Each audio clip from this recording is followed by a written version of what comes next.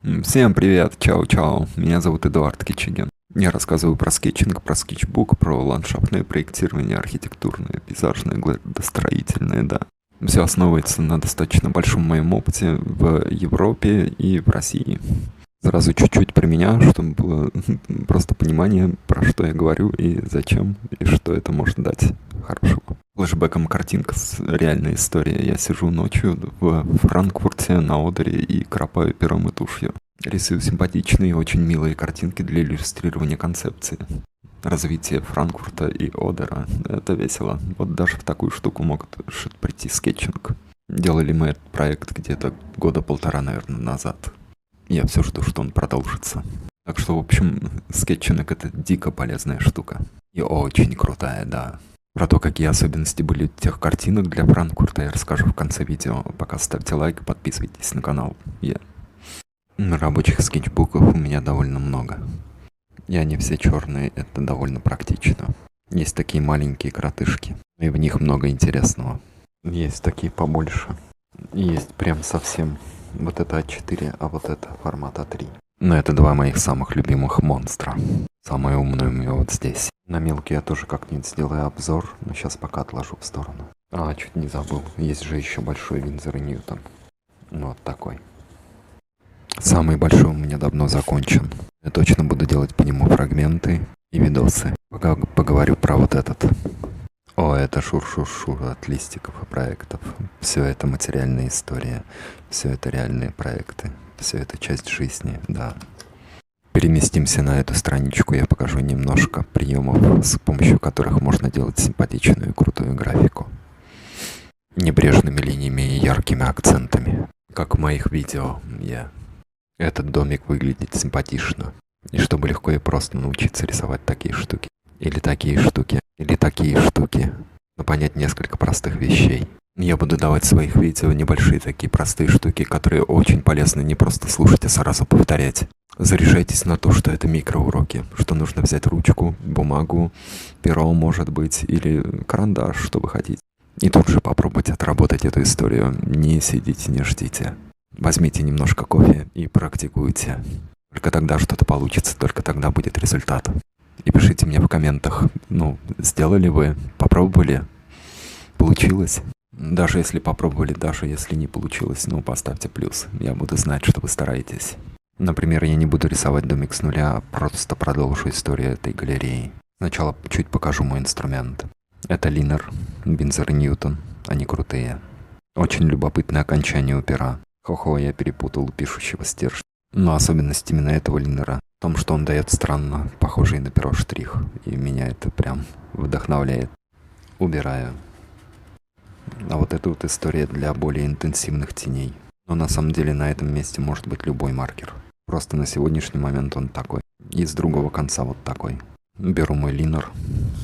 Продолжаю тему вот этой галереи. На что нужно обратить внимание? На максимальную легкость проводимой вами линии. Так как я рисую без карандаша, то все линии остаются. В этом есть некоторый драматизм. То, что вы рисуете, должно быть красиво сразу же, без вариантов. Нет возможности ни на исправление, ни на ошибку. Но это очень прикольно, потому что заставляет себя рисовать сразу хорошо. Чуть-чуть драматического опыта, немножко переламывания себя, чуть-чуть неудобств, и ты переключаешься. Мозг понимает, что нужно работать сразу. Рука понимает, что нужно действовать сразу. Ты понимаешь, что ты должен сразу же выдавать красивую идею. Поэтому намечаем линии разметки максимально тонкими штрихами. Максимально легкими опорными линиями, еле видными. Для того, чтобы это было легко, вы должны практиковаться очень много. Не разовый подход. Очень-очень много. Вы видели количество моих скетчбуков, а это только малая часть. Но такой подход к скетчингу в том числе и облегчает работу, потому что вы не обязаны рисовать прямо, не обязаны рисовать ровно. Намного лучше, если линии будут свободными, если они будут неровными. Даже в какой-то мере случайными. Теперь пришло время маркера. Для того, чтобы сделать такие интенсивные окна, собственно, я должен вписать туда вот эти вот их образы. Аккуратно, стараясь не касаться штрихов и белых участков, но достаточно жирно, проходя всю вот эту вот историю. Видите, я специально не рисую ровные оконные проемы. Я оставляю линии свободу и глазу возможность домыслить. И повторяю теневую область вот здесь, под свесом крыши. Также повторяю теневые области у колонн. Также повторяю теневые области на земле. Вот начинает получаться единая система с похожими друг на друга пятнами. Нужно дать еще немного свободы линии наверху окна. Видите, насколько она неровная? Это и сознательно, и несознательно. Если бы я вычерчивал всю эту историю, я бы, не знаю, я бы очень устал. А вот такая работа, она должна приносить удовольствие. И моя система скетчинга, она как раз и позволяет получать удовольствие от работы, от проектирования, от рисования, от того, как вы все делаете, всю вот эту вот проектную историю. Ну или не проектную историю, может быть творческую, как вы любите. Точно так же вы можете прийти в кафе где-нибудь там в Соренто или в Владивостоке и использовать вот эту технику и получать превосходный результат. Чуть-чуть выявлю вот эту вот историю с колоннами, такими штрихами. Ту же самую простую историю я повторяю и с этим окном.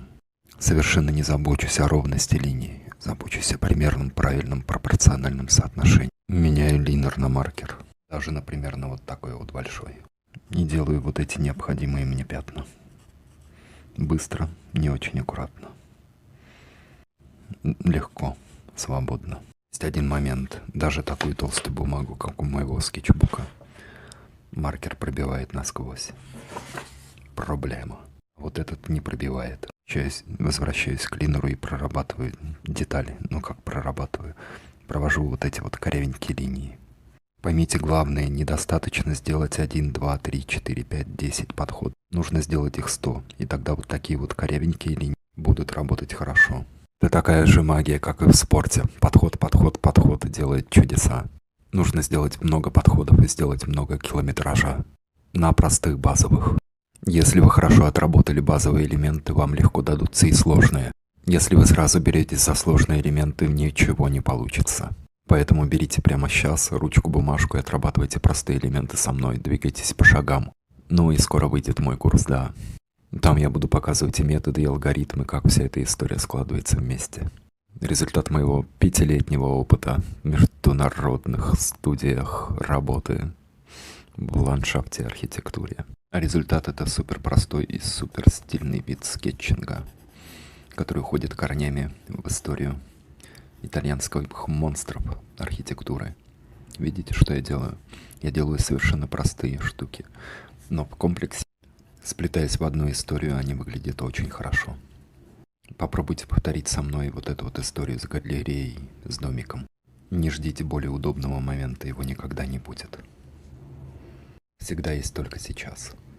И удивительно классное ощущение, когда из простых штук получается что-то гармоничное и красивое. Это же великолепно делать простые вещи и получать хороший эффект. Этому я и обучаю на своем YouTube-канале. Мне кажется, это очень хорошая тема, и я очень хочу, чтобы она пришла в Россию. Поэтому, пожалуйста, делитесь моим видео, чтобы как можно больше людей знало про эту технику и про эту школу. Чтобы уровень нормы в российском проектировании, эскизировании, скетчинге рос. Обязательно сейчас попробуйте нарисовать вот эту вот историю, отпишитесь в комментариях, что получилось и как, или хотя бы попробовали ли вы. Если попробовали, то это уже подход, это уже движение, это уже результат. И так нужно сделать много-много-много-много раз, тогда станет легко и красиво. Чтобы вдохновить вас, покажу несколько своих работ. Тын-дын, маленькая стопочка, часть. Как техника скетчинга, которую я учу, переходит в практические эскизы. Он очень простой, очень стильный и очень эффектный. Или вот, например, вот такая супер богатая графика. Но вы знаете, построенная на тех же принципах, на которых я делаю и свою и проектную графику. Такое пятно эмоций на листе. Или вот начало работы с орнаментом. Вы видите, это 19-й год. Рисую и изучаю такие завитушки. Сейчас такое пытаюсь приносить в свой скетчбук. Вот практические фрагменты моих тренировок. Не помню, когда и где я это гонял, но вы видите, все тоже простые линии, простые штрихи, простые формы. Делайте вот так. Очень много подходов на очень простых формах. Все получится хорошо. Я ходил этой дорожкой, я знаю. Вот это, например, мои тренировки листиков. Много-много листиков, миллионы листиков. Но зато теперь мне это легко. А это я делал какую-то концепцию для большого экспо-комплекса. Потом это все перешло в 3D. Сначала в SketchUp, потом в Unreal Engine. Но сначала это было в Sketch. Это очень мне помогло, да. И вот еще один небольшой пример моих тренировок. Я сижу в Италии 18-й год и практикую изо всех сил. И это тоже. Хотя работая там, не остается времени практически даже на сон. Но я все равно нахожу это время. А вот это я тренирую траву. Тренирую рисование паттернов травы. Много-много-много. Много-много-много-много. Как спортсмен делает подход. И ничто не может остановить человека, который так заряжен. Тренироваться, чтобы быть лучшим в своей сфере. Вот этот сконцентрированный опыт я хочу дать и через свой канал на YouTube, и через свой видеокурс, который делаю.